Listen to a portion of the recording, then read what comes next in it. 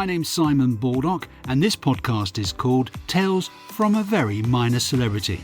It's the story of how I conquered my insecurities and shyness and went on to have a 35-year career in broadcasting, both in the UK and in Spain. You'll hear some of my most memorable celebrity interviews and all the adventures I've had and the stories behind them. Like the time I delivered half a carcass of beef to Margaret Thatcher at 10 Downing Street, and the time I carried £1 million worth of diamonds on the tube in an old Sainsbury's bag on the way to a photo shoot with Lord Snowdon at the Ritz.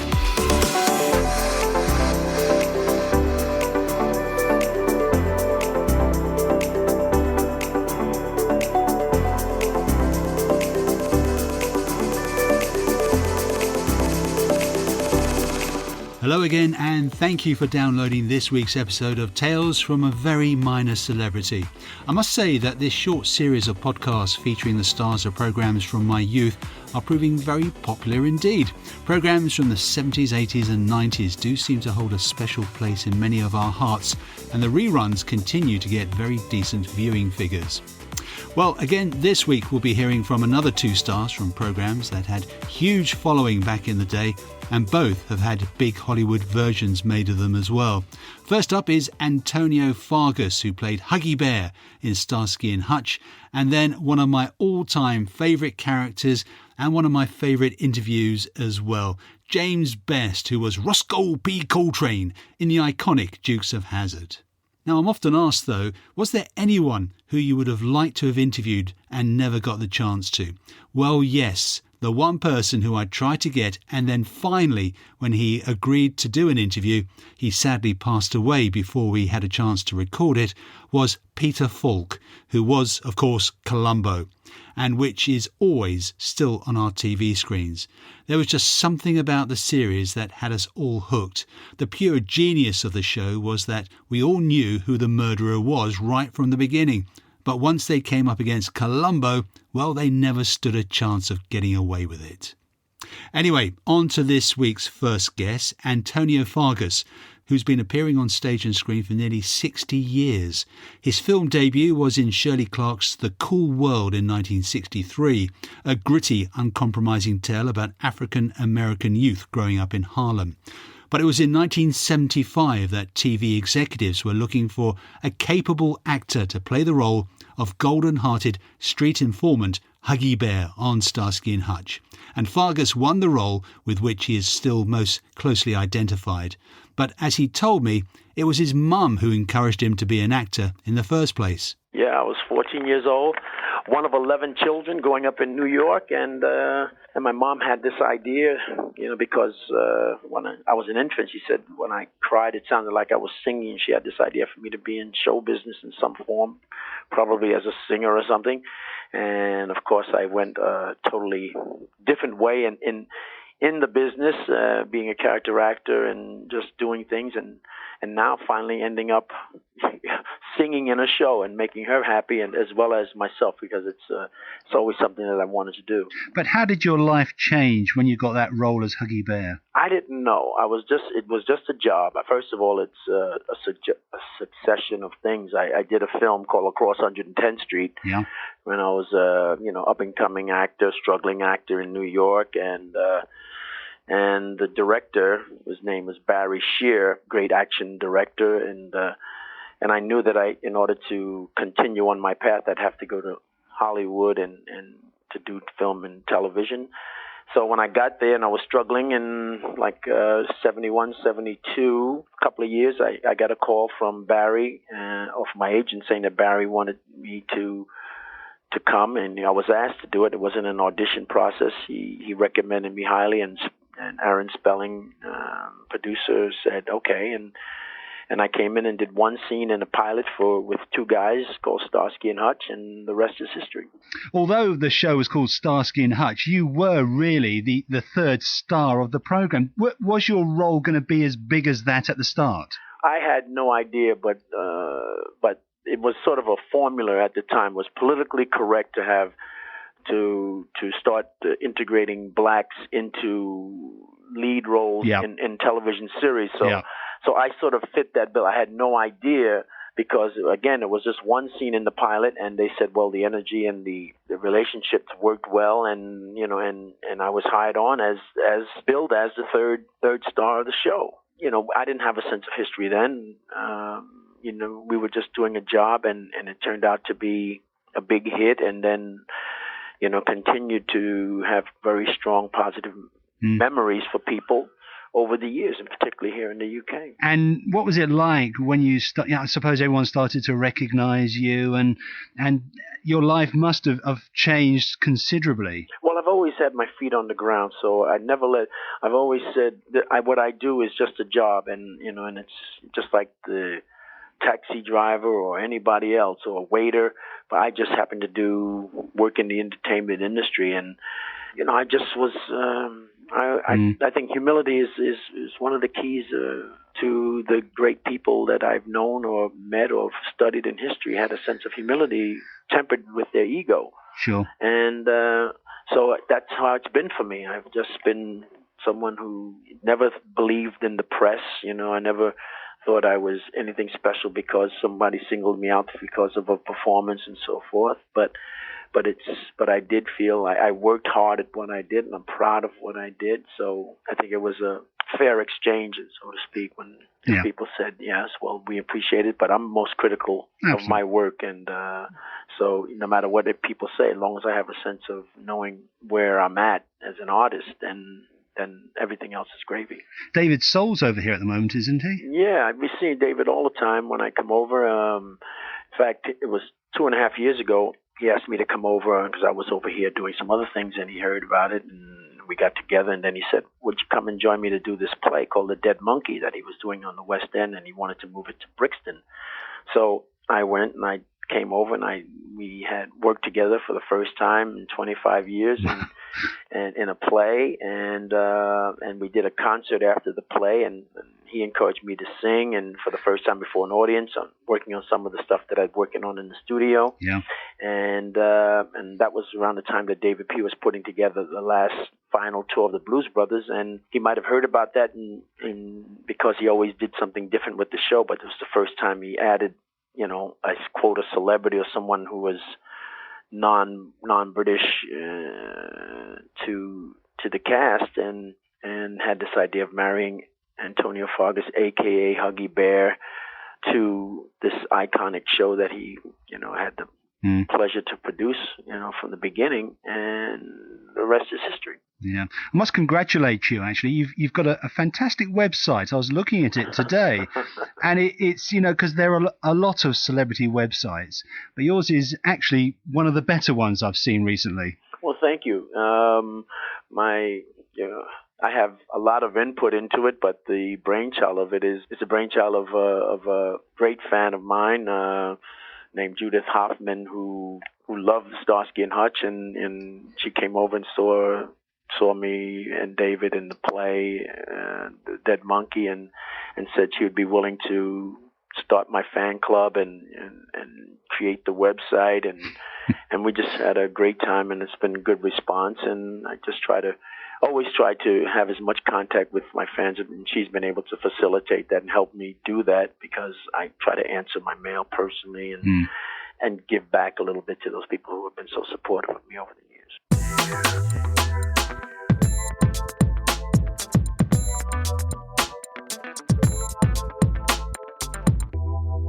Antonio Fargas and his career continued to flourish after Starsky and Hutch wrapped up after 4 years, and he has appeared in over 50 movies to date, many TV shows and numerous stage productions. Now the marvellous James Best.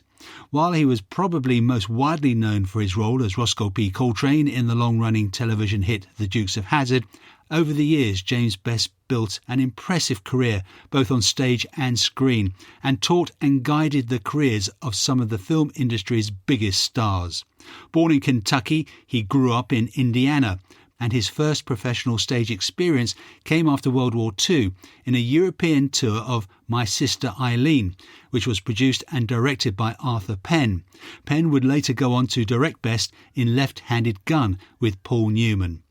James has appeared in over 600 television shows, including The Twilight Zone, Gunsmoke, The Andy Griffith Show, Rawhide, Wagon Train, The Rebel, Bonanza, Perry Mason, The Fugitive, to name just a few. Real classics. I really got to work during the golden era, actually when stars were really stars and not just personalities. Yeah. Unfortunately, today, I'm afraid there's a lot more personality than there is talent.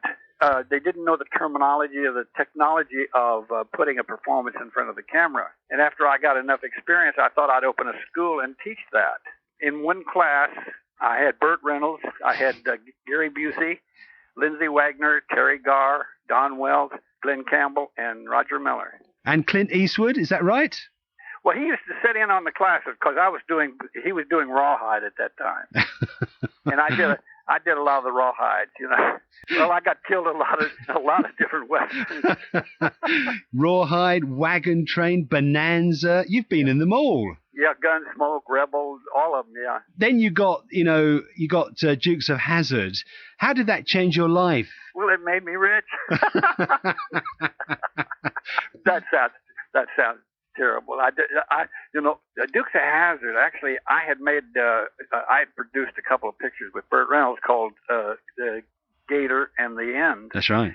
Acted in Hooper and did the rewrites on Hooper, and acted with him, he and Sally Field. While I was there, my agent called and said, "Well, would you want to go over and do for a series called Dukes of Hazzard?"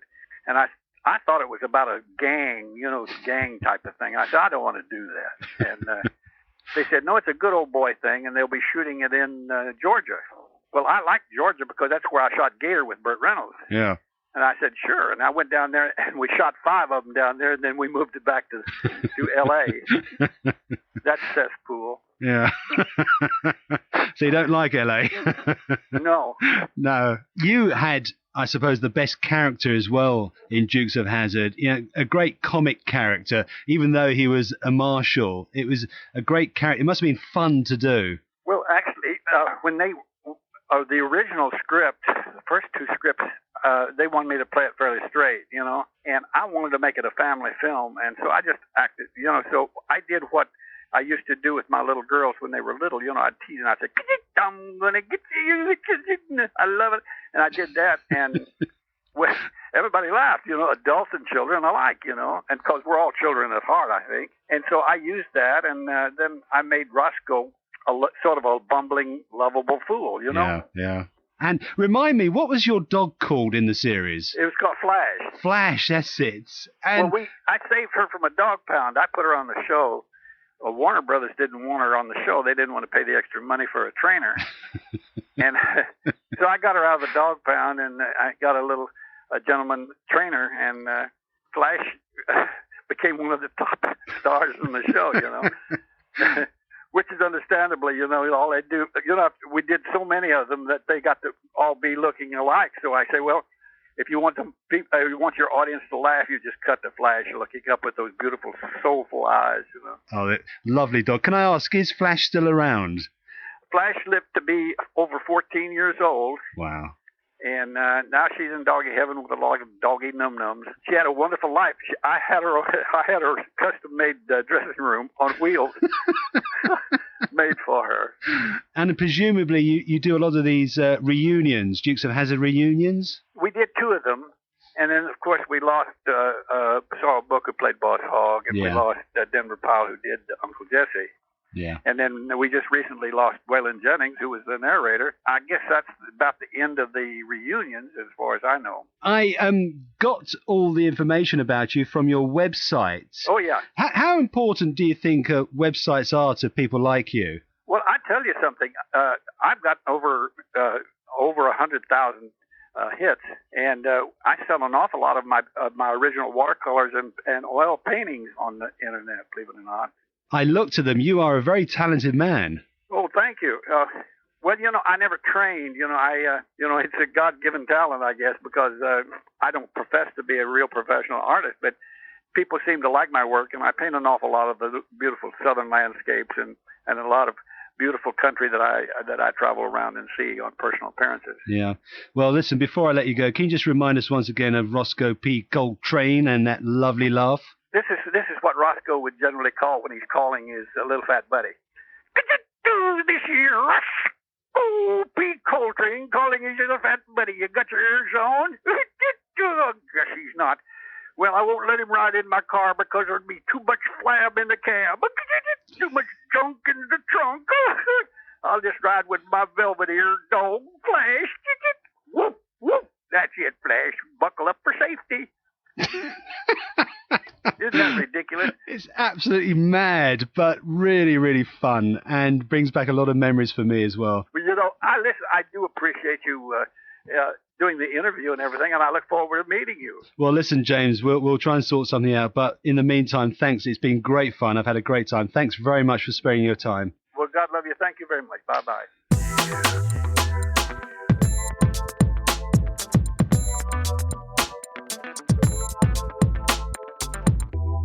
James Best, though, sadly died in 2015. One of his very good friends was Burt Reynolds, who paid this tribute to him, which really summed up what a truly special person and friend James Best was to many of his fellow actors. Burt Reynolds said, "It's such a shame to hear of the loss of James Best. Jimmy really was a great actor, but more than that, he was a great teacher of acting. I was fortunate enough to call him my friend since the day he walked on the set of Gunsmoke back in the early 60s. Following that, we worked together on a number of projects, both behind the scenes and on camera, two of which need to be mentioned here. Without his insights behind the scenes of my directorial debut, Gator, I would have been lost. And on Hooper, he was right there beside me, in front of the camera, playing a role that came easy to him. My good friend, comrade and rabble-rouser, Cully. On set or off, behind the scenes, in front of the glass, or just as a friend, his name was so fitting because he truly was the best at whatever he did. My heart is heavy and I miss him deeply." That was Burt Reynolds' tribute to the late James Best. Now next week, it's the final episode of my trip down memory lane, looking at the classic shows and their stars from my childhood. And it's not a bad couple of shows to finish off with. From MASH, you'll hear from Mike Farrell, who played B.J. Honeycutt, and from the man from U.N.C.L.E., Robert Vaughn, who was Napoleon Solo. I had to build an electric fence around my house because the girls were coming in to the front door and so on. Even after I built the electric fence, I was in the shower one morning, and I had a kind of a Roman sunken tub and with a large bay window looking out on the side of the property. And I was washing away and whistling away, and I looked up and there were two girls looking in the window at me. No! So I figured out a way to avoid that and scooted them off the property because I didn't want any lawsuits. That's next week on Tales from a Very Minor Celebrity.